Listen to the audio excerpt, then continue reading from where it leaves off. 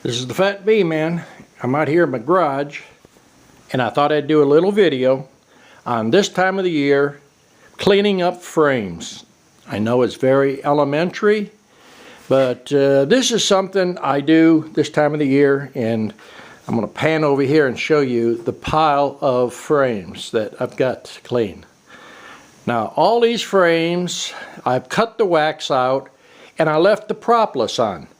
So on my next video, what I'll do is show you how to harvest propolis and make high dollars.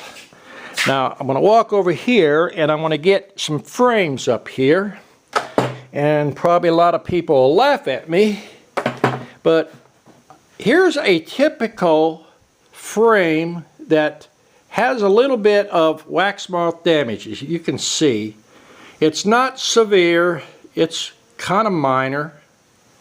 But now there's people will take this, throw it in the freezer because they listen to people that are supposed to be experts out there and say, put this in the freezer, it kills wax moth. Wrong. Why do you think I'm out here cutting this stuff out? Now here's another frame, and as you can see, it's drawn out. There's no honey at the top, and what I've got here is what I call a 5-frame nuke robbing box. Got my entrance hole up. It's probably up about 3 inches, you know, from the bottom, and I stand all my frames up here that I want the bees to rob. And you can see inside here there's tons and tons of wax cappings. Now I don't know if you can see it, but I want you to look at this frame. I know I'm going to get hate mail by the gross, but I just want you to look at what I'm melting down.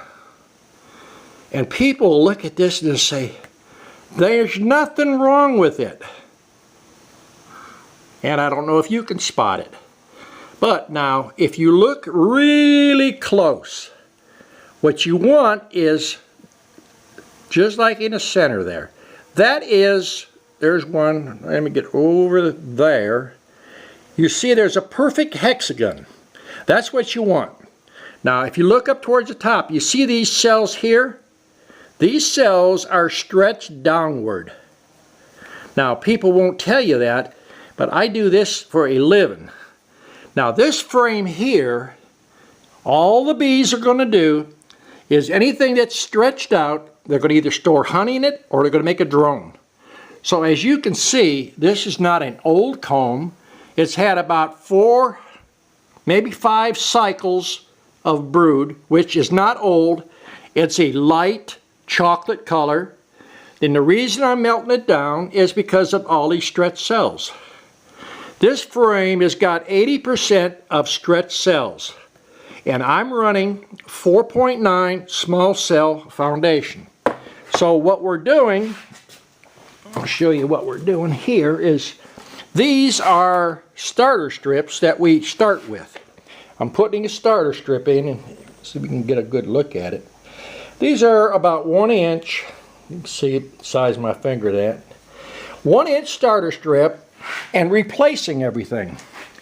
And here's another frame that you can see. It's not an old frame, but I'm calling out at this time of the year, I want 80 to 95% good combing here.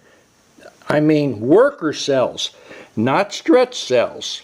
Stretch cells this time of the year is going to turn into nothing but either stored honey or drones. That means springtime, you got a bunch of drones, population's dropped, your hive is dying and dead. So this is the key to having success running bees through the winter. Good foundation.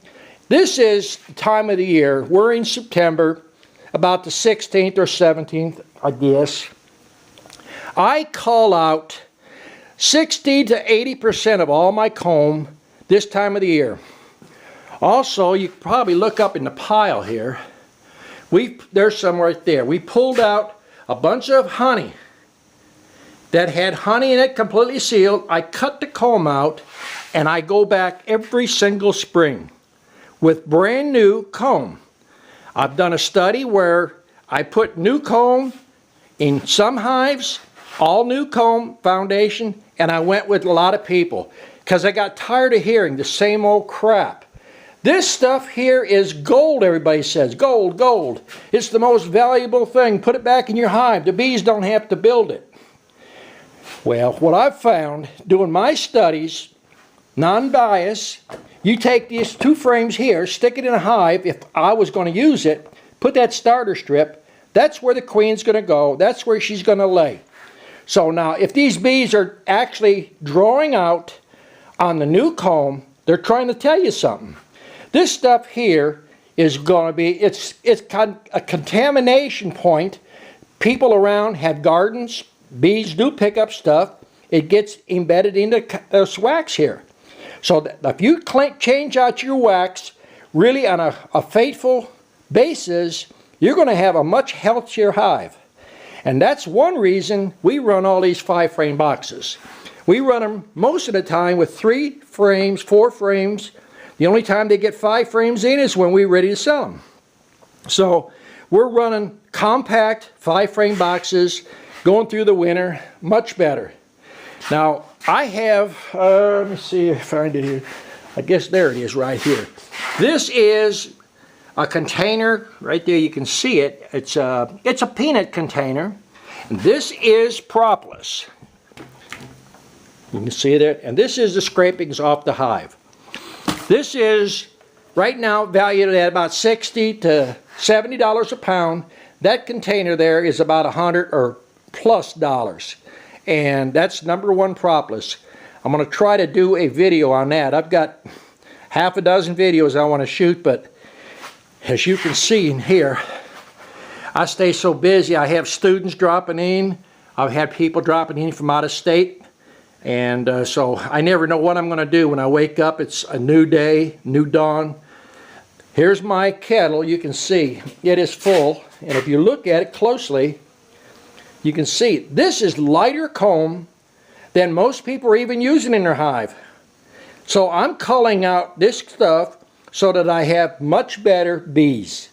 And I can maintain my 4.9 bee, and I don't have to treat with all the chemicals and stuff. And by changing your wax out is part of your IPM program to limit your mites, hive beetles, and everything else. This is the time of the year where if I got a stretched out comb and it's got half, 3/4 of the way full of pollen, it goes in a meltdown kettle. So I hope to get this next video up and do it on propolis and a few other things I got in mind. Thanks for watching The Fat Bee Man.